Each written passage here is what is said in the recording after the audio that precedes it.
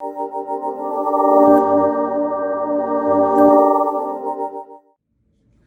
guys, Marvin Wells here with Realty One Group Zoom. I'm sitting here today having a meeting of the mind with some of the best and most brilliant people in real estate. To my left, I have the amazing Deshaun Winston. Romeo Molina. and we're gonna sit here and we're just gonna kind of talk real estate. We get a lot of questions back and forth, and there's a lot of misinformation rolling around the internet, and we kind of want to give some clarification. So with that being said, we're gonna start off with a few questions from Romeo, who is gonna ask us some questions, and we're just gonna have conversations about them. Perfect. Question number one.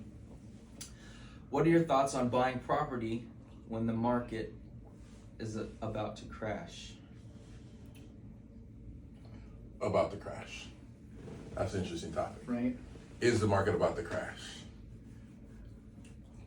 You know, people always say, when is the perfect time to buy property, right? Right. And my answer to that is always, it's always the perfect time to buy property, right? Yep. So to answer that question, yes, I would absolutely buy property now. If you can afford to buy property now, I would buy property now. There's a slew of reasons why. I don't have time for us to get into all of that right now, but there's a slew of reasons why I would buy right now. Whenever your financial situation says that you can buy a house, it's a good time to buy a house. Yep. Yeah. Yeah, and you know, with the market, I wouldn't say crashing, I would say correcting is probably the best term to say. The market's correcting. Rates may be a little higher than we like, but now we have inventory. You have the ability to get your down payment covered, your appraisal covered, your inspections covered. You have so many benefits to want to buy right now that you didn't have 3 months ago. You know, 3 months ago you were creating a crash, right? Right. Hey, what's going to crash? I'm going to take everything out of my 401k to buy a house $100,000 over asking. Right.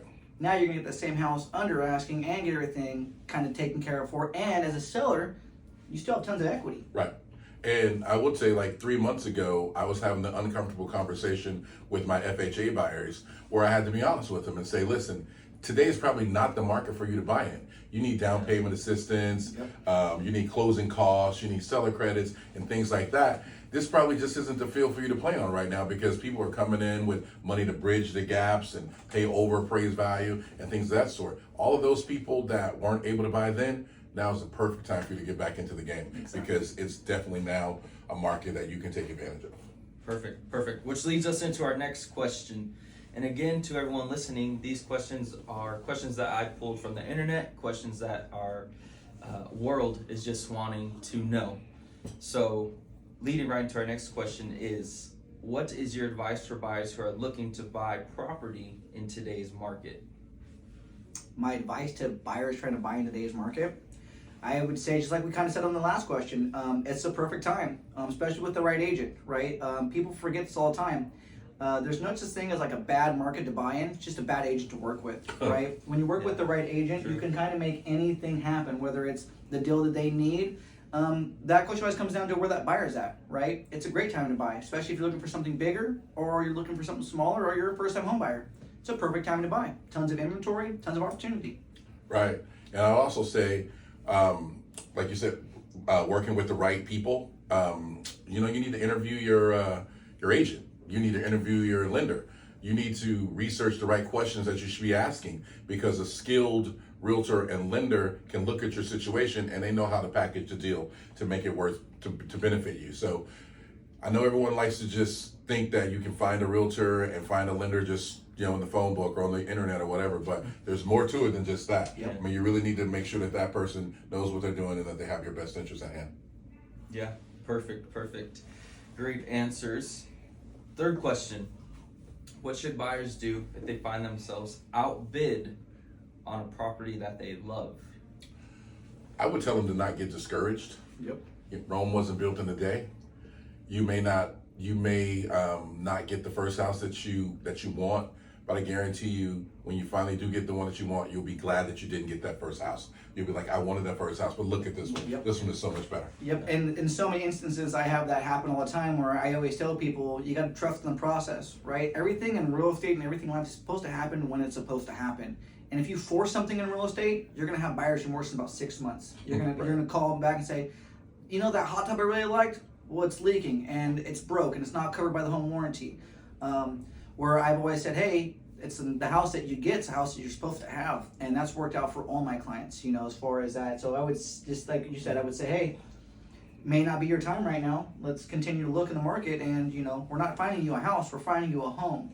Exactly. And our job as an agent is to go to bat for you, but at the same time, keep you encouraged and let you know that, hey, we may have lost out on the first one. We may even lose out on the second one, but we're going to find the one for you at the end of the day. Yeah, and I would never encourage someone to write an offer on something that they couldn't afford or was just a bad purchase. And I would let them, if they really, really want to say, hey, I want this house, I don't care what I got to pay, but I would let them be educated on it first. I'd let them know, hey, you're overpaying for it. Here's what its value is to the market, and here's the conditions we're in.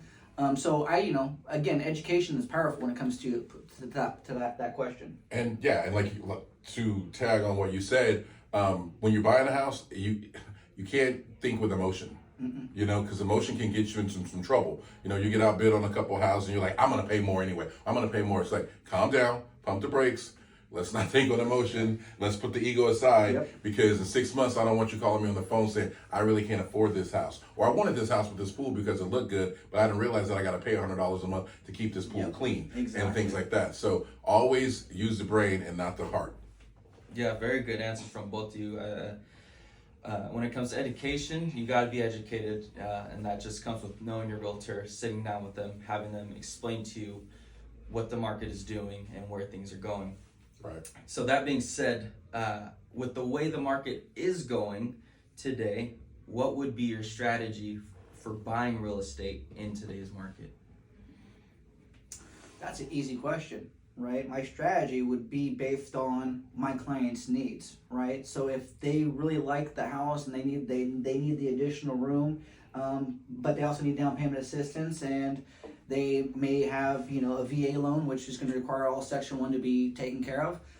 My goal would be to compile a list of homes specially geared towards their needs instead of saying the general market. And the beautiful thing about today's market is now we have inventory, we have options. Yeah. We can say, hey, this is what I think is in your best interest, and it hits all your check boxes, and it's geared to your financial situation as much as it's geared towards your personal situation.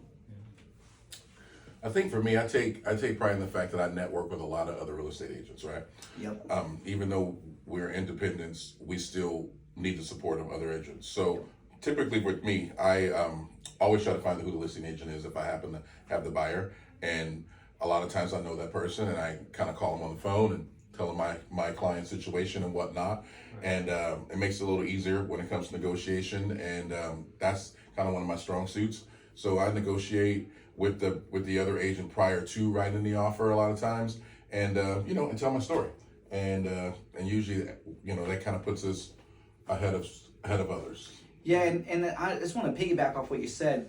The way that your real estate agent has a relationship with other agents also impacts that sale a lot, because when you're working with two professionals that know what they're doing, it's always going to be an easier transaction than hiring with your nephew who just got licensed and just over listed your house is ready and say, Right. hey, True.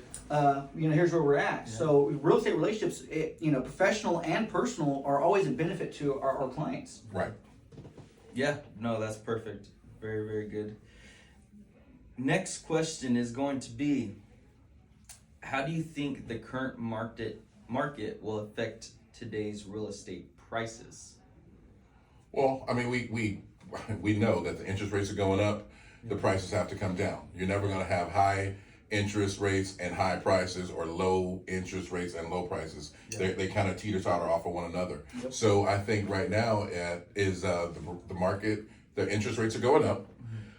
They went up so fast that I don't think that the sellers really had enough time to react to that. Yep. Yeah. So a lot of sellers are kind of getting sticker shock. Like, hey, well, my neighbor across the street sold their house just 3 months ago for $35,000, $40,000 more than I did. Well, they did, Right. but unfortunately, the rates went up so fast that you're kind of late to the party. Yeah. So getting the sellers now into that mindset of knowing that, okay, this is the market we're in today. I need to make a decision. I'm either going to sell this property and go on with my life, or I'm going to hold on to this property, stay here. I'm going to rent it, whatever I'm going to do. But I know I'm going to have to reduce the price if I want to sell it. Yep. And so that's just kind of the market that we're in right now. And I just left a listing appointment the other day, and the guy was saying, he didn't like where the market was at, and he was worried about selling it. Right. But I had to educate him on the thing is, you're selling this house to buy a bigger house, and the market 3 months ago, you'd have to sell your house for $100,000 over to go give $200,000 more. Exactly. Right? So it's like there's no reason for you to get taxed on such a high sale because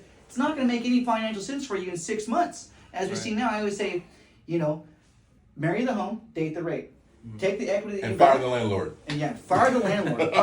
To all you landlords out there, I got nothing nice to say, so I'm not going to say anything at all. But that's really what it is. I mean, it's all comparable, right? Yep. So if you sell your house at a high rate, if someone comes to you and says, your house is worth $1 million, and I'll give you $1 million for your house. But where am I going to go? It's not like I'm going to sell mine for $1 million and go buy across the street for $500,000, right? So you don't really have to sell your house that high in this market because you don't have to go buy that high. And So that's comparable. and that's the thing too, right? Is when people were selling high, they had nowhere to go. That's what we had to ask for. Like, 6 where am I months of going, rent. right? Can I Where get am I rent back going? for 6 months? That's like insane to ask somebody, can you pay my rent for 6 months while I look for another place to live? And if I don't find something in 6 months, I want my house to no. Right. You're out. Unless you're gonna go sell your house and go move back in with your parents and stay there for 2 years, we all know how that could be, and stay there for 2 years and wait for the market to go down. It doesn't matter. No, So right. you don't have anywhere to go. Yeah, I think this is a perfect time. Sell what you want to buy what you want. Right. And now you have those inventories, you have those choices, and you still have a good amount of equity. If you owned your house the last 5 years, you're probably sitting on between $80,000 to $150,000 in equity. Absolutely. Right? So Yeah. so that's how I'd answer that. Yeah, no, that's great. Great. So, last question for today's session is going to be, do you have any tips? I know we went over a lot, but maybe just restate a few. Do you have any tips for buyers who are looking to buy property today? Yeah, tip number 1. Call me, call him, call him. Okay? It always comes down to that, right? You want to work with an agent that's been fluid in both markets, right? The high rate market and then the high priced market, right? To kind of give you what you need. And that question is always going to come back down to what's important to my client and what are their needs. Because I'm very skilled at getting my clients what they want for the price they want. And I think that's the best tip is get with someone that you can relate to, respect and understand that they're looking out for your best interest, and they'll make the rest happen. So my tip is stick with a nice realtor. Yeah, kind of piggybacking off that, I would say, first of all, find your realtor. That realtor should, at that point, immediately put you in touch with a lender. Yep. Once that lender gets your financials and everything, then you know where you are. It makes no sense for you to go out and look at that $500,000 house and then realize that you only qualify for a $350,000 house. Because every house you see for $350,000, you're gonna hate it after you've seen the $500,000 house, right? So you're wasting your time. You're getting your hopes up for something that's not gonna happen. So get with the realtor. The realtor should get you with the lender. Get pre-qualified, and then that realtor will take it from there. They'll give you a list of the houses in your area that fit within the parameters that you qualify for, and just go shopping. Yep. Right? Yeah. Just go shopping. Yeah. And like we said, don't fall in love with the first house you see. And if you work, and here's another thing: buying a house it is one of the most important things that you'll do in life, but it should also be an enjoyable experience. Right. Yes. I cannot tell you how horrible my experience was with the first house that I bought. It was horrible because I picked the wrong lender. First of all, I started off with the lender and not the realtor. I started with the wrong lender, so it was a horrible experience. And I think because the realtor that I picked was so great, and she guided me through, and she walked away from the table and said, "You're not signing these loan packages. This is crazy. This is way too many points. You're not going to pay this." Yeah. Where if she was coming from a place of her own self needs, she'd have been like, "Sign here, let's get this deal done." But she wasn't. So, but it was a horrible, stressful deal, and it shouldn't be that way. It should be pleasurable. You should have a good time. You should be popping champagne when it's done, not sitting on the couch saying, "Thank God this nightmare is over with." Don't find an agent just because they want a paycheck. That's it. Because Well, if an agent just wants a paycheck, you'll be in the hood because they just want to get you in the house and move on to the next. Yep. Yeah. All right, guys. Well, thank you guys for tuning in. Thank you guys for all the questions. So hopefully we answered everything that you guys had any answers or questions about. Yeah. If you guys have some more questions, drop them below in the comment section. And don't forget to hit the subscribe button. And with that being said, I'm Marvin Wells with Realty One Group Zoom. Deshaun Winston, Realty One Group Zoom. Romy Molina, Realty One Group Zoom. Till next time. Till next time. Take care.